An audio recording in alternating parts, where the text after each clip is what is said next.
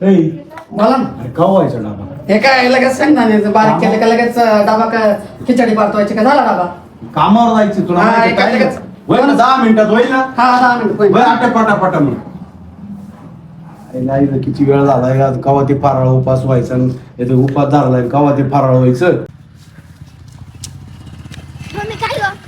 काय नाही सांगणार हे करू आले का रे उपवास आहे आज सावनी सोमवार. मला बी धरा. हा मला बी धरायचा. तुला काय काम आहे उपवास धरायचं? नाही मला धरू द्या. हो काय उपवास धरायचा? अगं तुला माहिती आहे मी बोलणार तसं किती मोठा वक्त आहे धरू द्या.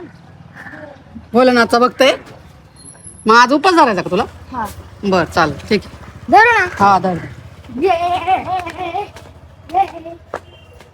पप्पा पप्पा श्रावण सोमवारचा उभा झाला. श्रावण सोमवारचा उपास कुणी? मी स्वतः. वा, मग उपास धरला मग तुम्हाला काय माहिती नाही का मी बोलणार आताची भक्ती केली. तू काय खिचडी खायसाठी उपास धरला का?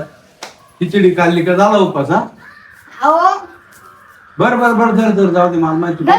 हा गरम गरम खिचडी झाली की लगेच खाऊन घेऊ. हा धरलाय ना उपास? बरं ठीक आहे चल जाऊ दे. पहा तुम्ही आज दिवसभर तू किती खिचडीवर राहतो आणि नंतर किती चॉकलेट खातो आणि पोंगे खातो ते मला कळलं मला. तुम्हाला ते माहितीच आहे. का हा धरला का? खरंच धरला ना उपास? मम्मीला विचारलं का तुला?